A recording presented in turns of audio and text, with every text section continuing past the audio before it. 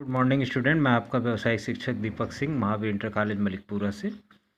और सामान्य आधारित विषय में कक्षा 12 की किताब से हम लोग ख़त्म कर लेते हैं 2 वीडियो और बना के उद्यमता का विकास। तो इसमें उद्यमों का प्रबंध है। तो प्रबंध का अर्थ क्या है? तो जब 2 या 2 से अधिक व्यक्ति एक ही उद्देश्य के लिए सामूहिक प्रयास करें तो उनकी क्रियाएं और प्रयास को समन्वित किया जाता है और इस प्रकार संगठित किया जाए कि न्यूनतम लागत पर अधिक से अधिक उत्पाद मिले। तो इसी में जो आप कार्य करते हैं वैसे प्रबंध की महत्ता बढ़ जाती है। इसी कार्यों को आप प्रबंध कह लीजिए, संगठन के कार्यों का। तो इसको अगर हम यह एक जानने की कला है। टेलर ने कहा था कि यह प्रबंधन एक जानने की कला है। आप व्यक्तियों से क्या करवाना चाहते हैं और उसके बाद उनसे कैसा व्यवहार रखते हैं, यही आपका प्रबंधन का क्रिया है। मुख्य परिभाषा और कार्य देखें तो नियोजन करना, प्लानिंग करना, ऑर्गेनाइजेशन करना, कंट्रोल करना, आदेशन करना, समन्वय कोऑर्डिनेशन बंद करना, ये प्रबंधक के कार्य हैं। आधारभूत कार्य को देखा जाए तो वही प्लानिंग है, ऑर्गेनाइजिंग है। संगठन बनाइए, प्लानिंग करिए और फिर उनकी स्टाफ की नियुक्ति करिए, फिर उसके बाद उनको डायरेक्शन दीजिए और उनको कंट्रोल करिए। और इसके सहायक कार्य भी वही है कि आपको निर्णय लेना होता है, नई खोज करना रहता है, उनको कर्मचारियों को मोटिवेट करना रहता है और बजट बनाना रहता है, प्रतिवेदन देना रहता है। तो प्रबंधन के सहायक कार्य हो गए। और इसका अगर प्रबंधन का सिद्धांत देखा जाए, हैरी फेल साहब ने बहुत ज़्यादा ही इस पर सिद्धांत दिए हैं। और कार्य का विभाजन करिए और अधिकार सत्ता मतलब किसका जवाबदेही रहेगी उसको दीजिए। और उसके बाद आदेश की एकता, अपना जो सिद्धांत बना रहे हैं उस हिसाब से काम करिए। व्यक्तिगत हितों की अपेक्षा सामूहिक हितों का महत्व दीजिए। ये प्रबंधन का कार्य है। निर्णय लेना क्या है? निर्णय एक बहुत ही इम्पोर्टेंट चीज़ होता है। किसी भी प्रबंधन का केंद्र बिंदु या हृदय इसे कहा जाता है। निर्णय करना वह कार्य है जो एक प्रबंधक एक निष्कर्ष और निर्णय पहुंचने के लिए करता है। तो इसलिए निर्णय का अर्थ ये है और विशेषता क्या है? ये एक प्रक्रिया है और इसमें एक चयन प्रक्रिया है, बौद्धिक प्रक्रिया है। निर्धारित लक्ष्य को निर्णय से आपको प्राप्त होता है। और निर्णय लेने के बहुत फ़ायदे हैं, इनका महत्व भी है। यदि प्रबंधक कोई सार्वभौमिक पहचान कर चाहता है अगर मैनेजर अपना, तो उसको निर्णय लेना बहुत सही समय पर सही निर्णय लेना आना चाहिए। आगे देखते हैं कि निर्णय लेने के चरण क्या होते हैं। तो समस्या का ज्ञान रहेगा तभी आप निर्णय ले पाएंगे, समस्या का विश्लेषण कर पाएंगे तभी आप उसका निर्णय ले पाएंगे। निर्णय में विकल्प भी होना चाहिए आपके पास निर्णय लेते वक्त, और उसका परिणाम कैसे है निकलेगा आएगा उसको भी सोच के रखना चाहिए। प्रबंध का संचालन आप कैसे करेंगे? Operation of management. तो व्यवसाय 2 प्रकार से होता है, एक बटा होता है पूंजी में, एक स्थिर और एक कार्यशील। तो सामग्री क्रय करना ये प्रबंध का संचालन है आपका। सामग्री में भी कई प्रकार का कच्चा माल, अर्धनिर्मित, निर्मित अन्य सामग्रियां होती हैं। और प्रबंधन सामग्री का तो है ही है आपको, क्योंकि हमारे यहाँ पहले से ही स्टॉक शब्द को हम लोग प्रबंधन कहते थे। और प्रबंधन ये अमेरिकी भाषा में प्रबंधन है, लेकिन स्टॉक हमारे यहाँ से पुराना जो हमारा पूर्वजों का है वो स्टॉक को ही मैनेजमेंट कहते थे। और इसके बाद फर्म का बीमा। तो फर्म का बीमा आप कराने के लिए मतलब होता है जोखिम से हानि के लिए फर्म का बीमा कराना चाहिए। इससे मान लीजिए कभी चोरी और लूटपाट बाढ़ आ जाती है तो फर्म का बीमा आप कराते हैं और प्रत्येक व्यापारी को इसको करना चाहिए, फर्म के बीमा को। ABC तकनीक आपको हमने बताया था। ABC तकनीक क्या है? तो जैसे कोई आप सामान रखते हैं, सामग्री नियंत्रण में यूज होता है ABC नियंत्रण। तो जो ज़्यादा जैसे ज़्यादा बिकने वाला रहता है तो इसको हम लोग फुटकर दुकानों में आप देखेंगे, दवा की जो फुटकर दुकानें रहती हैं तो 70 से 80% सामान जो है वो 10 से 20% मार्जिन वाला सामान 70 से 80% स्टॉक करना चाहिए। B जो माल जैसे कि कोई इंजेक्शन ज़रूरी होता है तो वो 30 से 40% तक उसको स्टॉक करना चाहिए। और A जो कि बहुत कम मांग होती है और 5 से 10% उसकी, और उसका मूल्य का प्रतिशत भी 100 से 90% होता है, मार्जिन होती, तो उसको आदमी कम रखता है। मतलब ये स्टॉक है आपका 100 से 90% स्टॉक रखिए, बी को 40 से 50 रखिए, सी का ज़्यादा से ज़्यादा रखिए, और इसमें मूल्य का प्रतिशत भी आपको अच्छा मिलता है। तो इसके लिए, क्योंकि ये पैसा आपका रखेंगे, स्टोर करेंगे, तो वो ज़्यादा रखें कि जो ज़्यादा बिकता हो, तो सी वाला सामान ज़्यादा रखेंगे। पेट्रोवर्क क्या है, तो वही इन्वेस्टमेंट और लागत में, आप खर्च में और टोटल आइटम में बनाया गया ये वक्र है कि टोटल आइटम 10 हैं तो 70% रखा हुआ है, 30 है तो 90% रखा हुआ है, 80 है तो 100% रखा हुआ है। तो ये चीज़ दिखाता है, इसी को हम पेट्रोवर्क कहते हैं।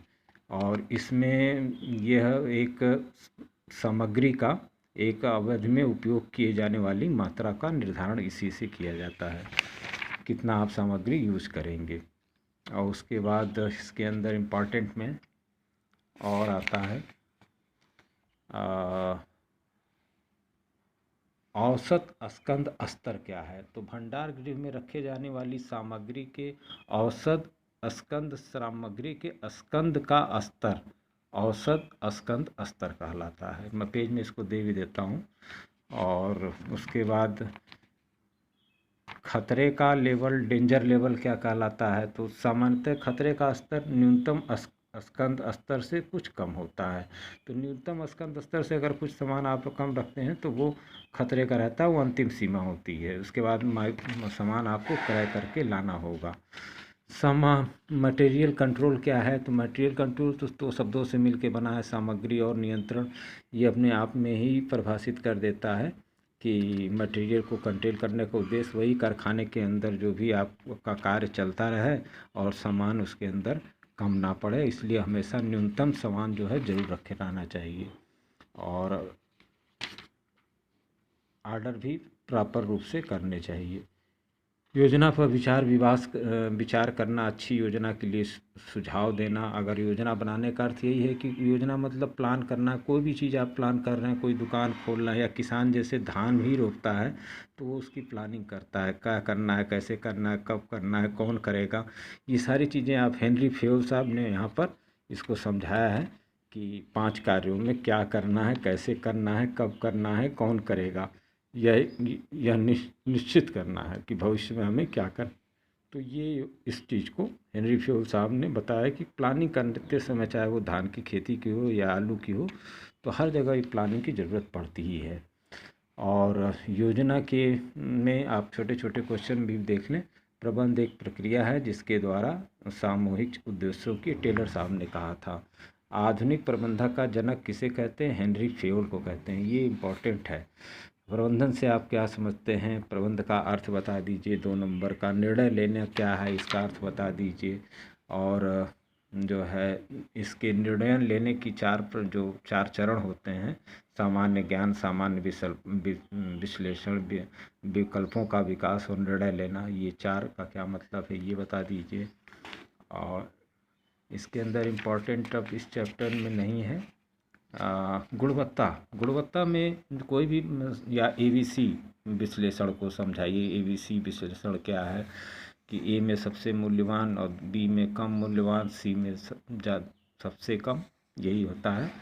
और गुणवत्ता किसे कहते हैं, किसी भी आप एक फुल्की भी बनाइएगा तो उसकी गुणवत्ता रहनी चाहिए, क्योंकि बिना गुणवत्ता के कोई सामान बिकता नहीं है।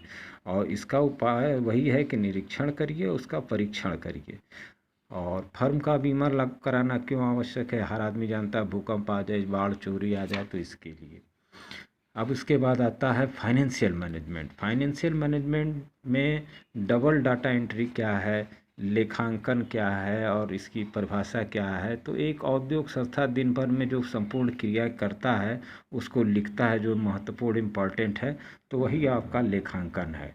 किसी भी कई शाखाएं होती हैं इसकी, वित्तीय लेखांकन, बजट का आप लिख रहे हैं, या सरकारी लेखांकन आप कर रहे हैं कोई संपत्ति वगैरह का, तो ये फाइनेंशियल मैनेजमेंट आपका कहलाता है। डबल एंट्री में आपका जो होता है वो लेखांकन को आप कहते हैं। और इसमें आपका इम्पॉर्टेंट आता है जर्नल लेखा। जर्नल लेखा सबसे प्रारंभिक लेखों में होता है, इसे रोज़ नामाचा भी कहते हैं, रोज लिखने वाला। इसमें व्यक्तिगत खाता, वास्तविक खाते और अवास्तविक खाते होते हैं। तो ये एक जनरल लेखा इसे हम बोलते हैं। और उसके बाद खाता बही लेजर किसे कहते हैं? खाता बही के वर्गीकरण करने को खाता बही कहते हैं। ये बही खाते की प्रमुख पुस्तक है। जर्नल में जो लेन देन ब्यौरा होता है वो तिथिवार खाता है।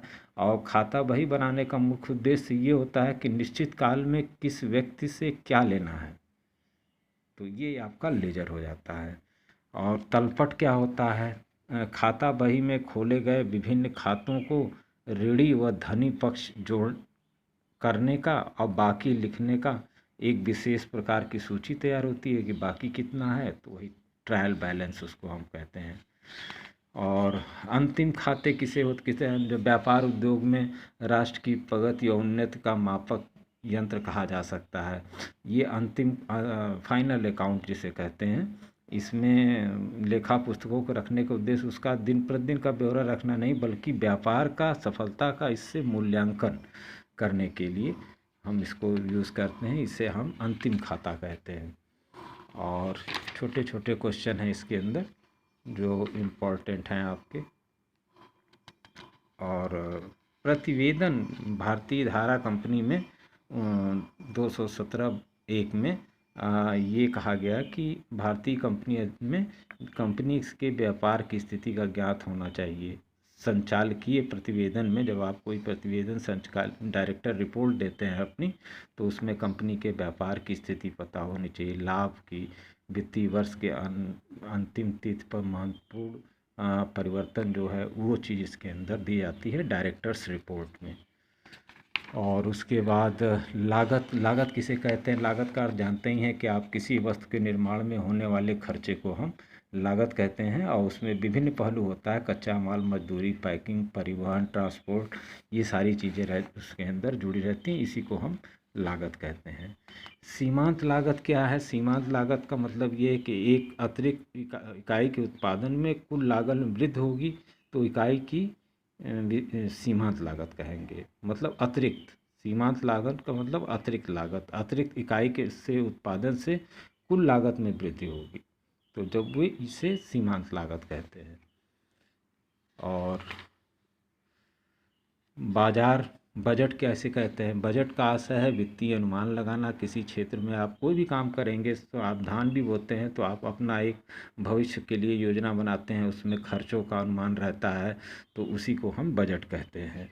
ये दीर्घकालीन भी होता है, अल्पकालीन भी होता है, चालू बजट भी होता है। रोज का खर्चा अल्पकालीन और दीर्घकालीन LIC वगैरह आप देते हैं तो अपने खर्चे में जो बनाते हैं वो बजट होता है। उसी तरह से कंपनी में भी यह बनाया जाता है।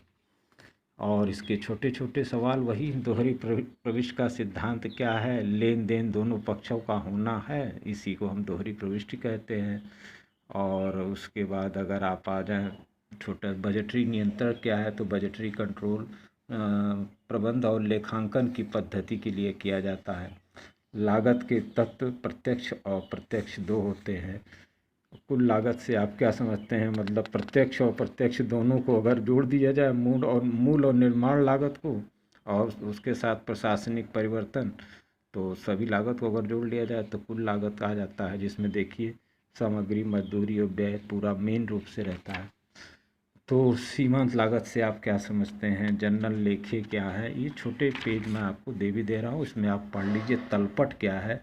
ये अक्सर पूछ लेता है, छोटा ही सा सवाल है। रोजनामा लिखने के लिए प्रत्येक लेनदार देनदार को 2 अलग अलग खातों में लिखा जाता है और जो बचता है वो भी इसमें रहता है। लेने वाला ऋणी